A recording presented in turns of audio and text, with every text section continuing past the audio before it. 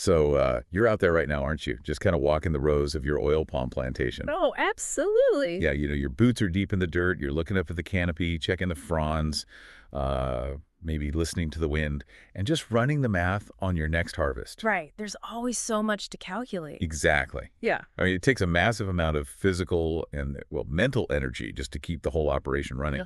But what if the biggest threat to your yield and, I guess, conversely, the most massive opportunity for your farm's future isn't happening up there in the leaves at all? Yeah, that's the real question. Right? What if it's actually hidden silently right beneath your boots? So today, we're doing a deep dive into the invisible realities of farming on some of the most, well, complex, unpredictable, and delicate ground on Earth, which is peatlands. Truly fascinating stuff.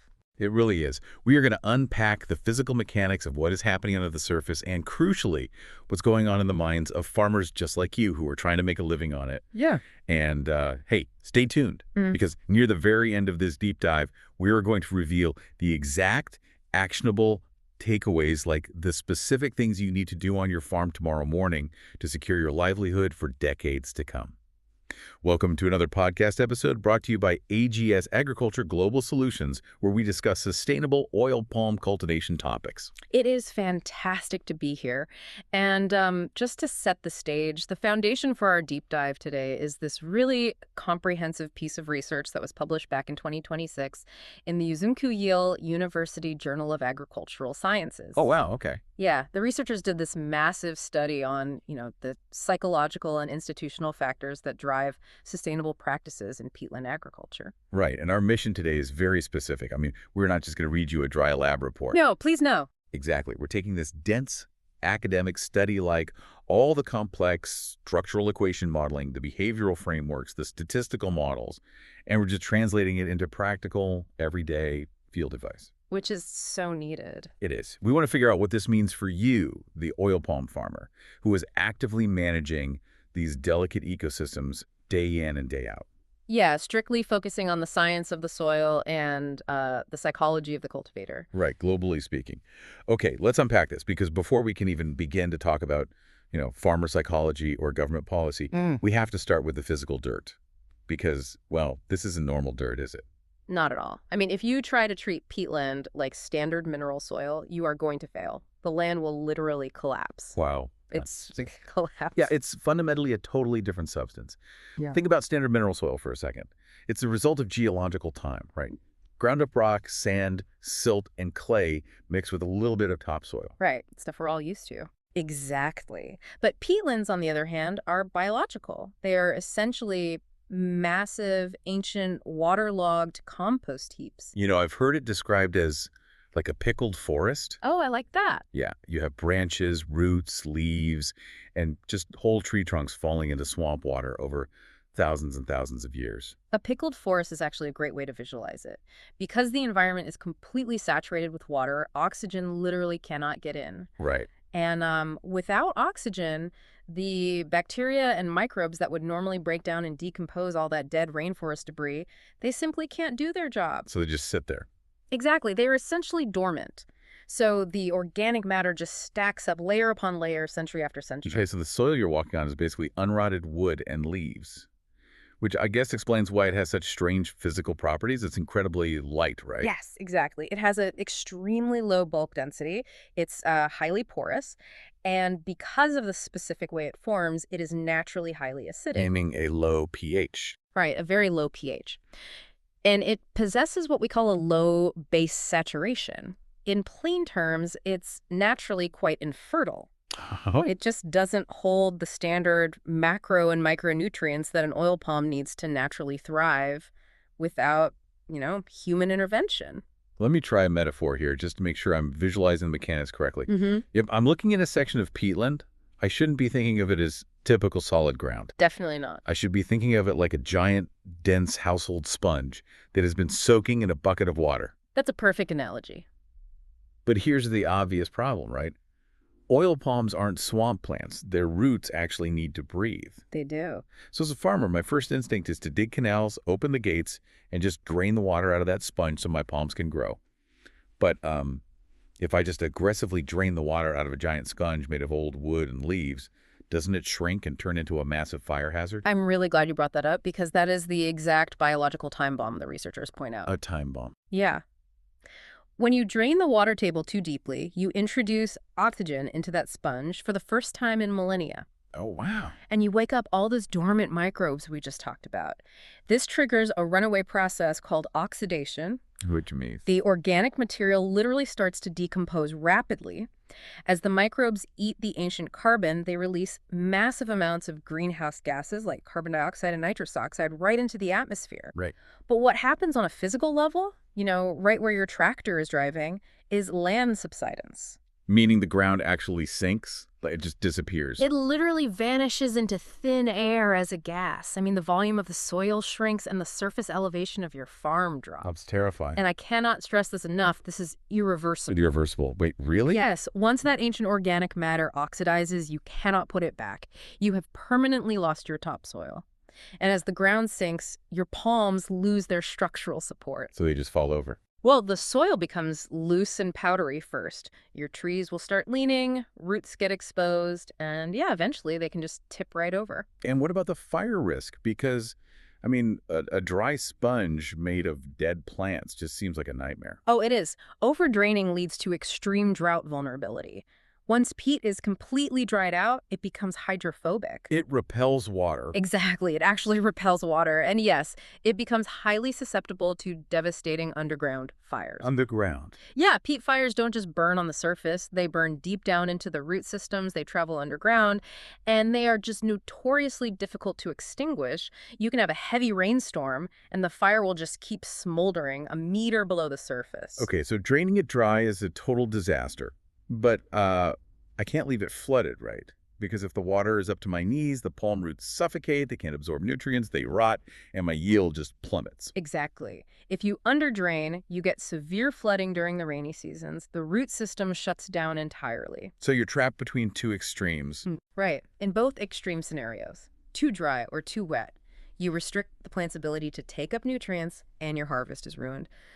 By the way, because peat soils are naturally infertile, soil testing for acidity and nutrient content is essential, and remember to conduct leaf testing to monitor actual nutrient uptake. That is a critical reminder. You can't just guess what fertilizer to throw onto an acidic sponge. No, absolutely not. You have to test the soil, and you have to test the leaves to see what the plant is actually managing to absorb. So physically managing this land is like walking a tightrope. It really is. You are trying to balance the water table centimeter by centimeter. But here's where the source material gets truly fascinating, I think, because a perfectly managed water table requires a specific kind of manager. Yes, it does. This study isn't just a soil science paper. It's a deep analysis of the farmer's mindset. Like, how do we get people to actually walk that tightrope instead of just taking the easy way out? Well, the researchers dug deep into the psychology of sustainable adoption. They wanted to know what variables make a farmer willing to endure the extra labor and, frankly, the vigilance required to manage peat responsibly. Right. And the first major factor they identified is this concept called awareness and understanding. Okay, let's avoid the academic labels if we can. What does that actually look like in the mud? Like, what is the difference between a farmer with low awareness and a farmer with high awareness? It really comes down to understanding the why behind the how. The why behind the how. Exactly. A farmer with low awareness might know that they're supposed to keep the water table at a certain level just because an inspector told them to, but they don't really know why. They're just following orders. Right. But a farmer with high awareness comprehends the actual ecological mechanics. They understand that if they drop the water level too low, they are introducing oxygen, triggering oxidation, and basically causing their own land to suffer. They can picture it. Yes, they visualize the microbes. They understand the direct cause and effect relationship between their daily drainage habits and the long-term survival of their property. So it's the shift from thinking, I am growing a crop, to thinking, I am managing a fragile ecosystem. Precisely. The data actually shows that when a farmer possesses that deep mechanical understanding of the ecosystem, they naturally adopt protective attitudes. Makes sense. They're far more likely to modify their practices voluntarily. But, and this is a really crucial point from the study, that deep understanding doesn't just spontaneously generate. Right, because farmers are incredibly busy. Exactly. They aren't reading scientific journals in their spare time. That understanding is heavily reliant on the second major factor, which is policy and institutional support. Okay, stop right there, because I know exactly what every farmer listening to this is thinking right now. Oh, I bet. You say policy and institutional support, and we hear bureaucratic nightmare. Yeah, that's the usual reaction. Anyone who has spent even a week running an agricultural business knows how disconnected government policy can be from field reality. I mean, you can't just hand a farmer a 400-page binder of regulations, slap a "Protect the Peat" sticker on their front gate, and expect the ecosystem to magically heal. Right, of course not. If the institutions just issue fines for bad drainage without explaining anything, the policy is useless, isn't it? It just breeds resentment. I completely understand that frustration, and honestly, the researchers would agree with your skepticism. Oh, they would. Yeah. The study specifically highlights that top-down punitive regulations on their own are highly ineffective. This is the nuance the data revealed, though institutional support only works when it is specifically designed to build that awareness and understanding we just talked about. Okay, so how does effective institutional support actually operate, according to the research? It looks like boots on the ground. Meaning what exactly? It means agricultural extension agents who don't just hand out pamphlets, but who actually walk the drainage blocks with the farmer. Practical help. Exactly. It means localized training programs where an expert shows a farmer exactly how to construct and manage a water gate. It's providing high-quality seed assistance so the farmer isn't, financially ruined while trying to implement new techniques. Right, acting as a real partner. Yes. When an institution acts as a partner, providing the education, the physical tools, and the technical assistance to explain the mechanics of peat subsidence, that is when policy actually creates change. The regulation sets the boundary, but the education provides the map. Man, I really like that framing. The regulation sets the boundary. The education provides the map. It's powerful. But let's play devil's advocate for a second and talk about the brutal reality of the agricultural business. Okay, let's do. Education and great extension agents are wonderful. But knowing how a water gate works doesn't pay the diesel bill for the tractor. It doesn't pay for the kids' school uniforms. At the end of the day, farmers are rational economic actors running a business with extremely tight margins. They absolutely are. So how does this study deal with the collision between ecological responsibility and the bottom line? It addresses it directly through the lens of economic considerations. The researchers aren't naive. Good. They acknowledge that the primary reason anyone even attempts the incredibly difficult task of farming oil palm on peatland in the first place is the high potential yield and the strong market demand. Right. The ultimate metric of success on any farm is tons per hectare. Every single decision is weighed against that number. Tons per hectare is the religion. So if a farmer's looking at their ledger and they see that sustainable practices like constantly monitoring water levels, building infrastructure to retain water, dealing with slightly lower short-term growth, if all that costs more labor and money than simply digging a massive trench and draining the swamp dry, why wouldn't they just drain it dry? Well, because draining it dry offers a really dangerous illusion of success. An illusion? Yes. If a farmer digs a deep canal and completely drains a block of peat, they will likely see a sudden, massive spike in root growth and a fantastic harvest for a short period. Because the roots finally get air. Exactly. The palms react well to the sudden influx of dry, aerated soil, but it's a trap. It's like taking out a high-interest payday loan against your own topsoil. That is a phenomenal way to look at it, actually. You get a massive influx of cash right now. Your tons per hectare looks great this season. But the interest rate on that loan is the oxidation of the peat. And compound interest is a killer. Exactly. Because while you are cashing the check from that great harvest, the soil is rapidly sinking beneath your feet, the acidity is spiking, the base saturation is crashing. On the fire risk. Right. The risk of an underground fire is multiplying every single day. Eventually, the debt comes due, the ecosystem collapses, the palms fall over because there is literally no soil left to hold them, and the land goes completely bankrupt. Just dead land. It becomes a wasteland that can't grow anything. The study proves that when farmers factor in the long-term economic destruction of land subsidence, the supposedly expensive sustainable practices suddenly become the only economically viable option. Okay, so education solves the knowledge gap, and long-term economic forecasting solves the payday loan trap. Essentially, yes. But let's be real. Sometimes humans don't act based on long-term spreadsheets. Sometimes a farmer might know the risks, but they still want that short-term cash grab. What actually forces the behavior change when money is on the table? This is perhaps the most, well, human element of the entire study. Yeah? The researchers found that economic theory and scientific awareness are frequently overridden by personal experience and community norms. What are you saying about peer pressure? Peer pressure, lived trauma, and social culture.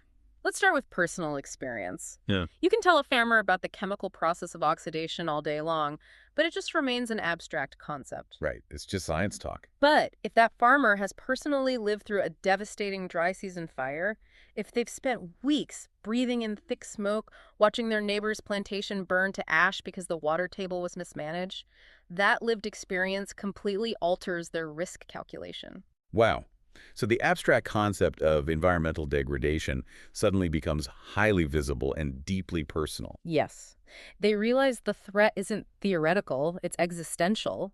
And then you layer community norms on top of that. Right. Farming is an incredibly social profession. You talk over the fence. You meet at the local cooperative. You see what equipment the guy down the road is buying. The study really highlights that the opinions and practices of the surrounding community heavily dictate individual behavior. Right, because nobody forms in a vacuum. I mean, if I'm a farmer and I see the most respected elder in my district, like guy who consistently pulls great yields, spending his mornings carefully adjusting his water gates and preaching about soil preservation, I'm going to pay attention. Precisely. If the local culture normalizes sustainability, if the collective mindset is, we protect the peat, the individual farmer feels immense social pressure to conform. That makes a lot of sense. Conversely, if all your neighbors are carelessly draining their land and bragging about short-term yields, it takes incredible psychological resilience to do the opposite. The exchange of information, the shared successes and failures regarding water management, they ripple through a farming community and create an environment where sustainable practices just become the way we do things around here. Okay, let's kind of pull all of this together. We've gone from the physical reality of ancient, waterlogged compost to the psychological shift of understanding ecosystem mechanics. We've navigated the friction of government red tape, the brutal math of tons per hectare, and the undeniable power of a community talking over a fence. We've covered a lot of ground. We really have. But what does this all mean for you, the listener, sitting in your truck or walking your rows right now? We promised you at the beginning of this deep dive that we would distill all this academic research right down into the dirt on your boots. And we are. So how do we turn this entire structural equation model into a morning routine? Based on the science, what are the actionable takeaways? Distilling all the variables down, the science points to two critical, completely non-negotiable field actions you need to implement immediately.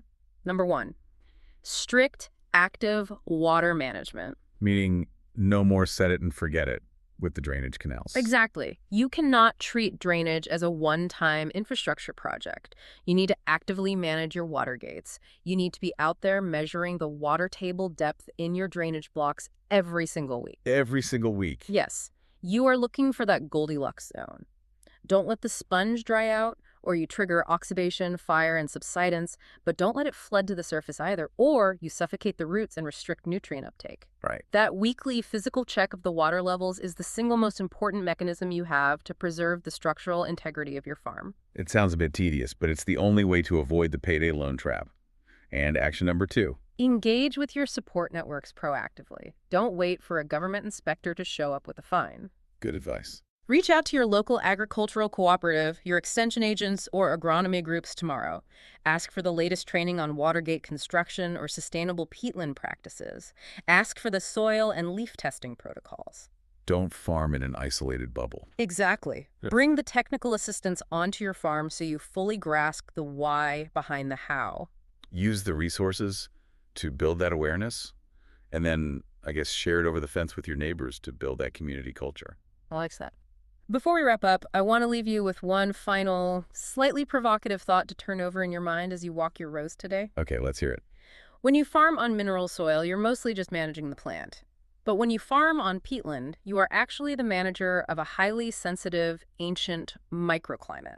Every single time you adjust a water gate, every time you decide how deep to dig a canal, you're making a profound ecological decision that alters the chemistry of the earth beneath you. So ask yourself, Are your daily habits simply trying to squeeze out the next harvest? Or are you actively preserving the foundation of the land so that the next generation can step into your boots and farm it too? Thanks for listening.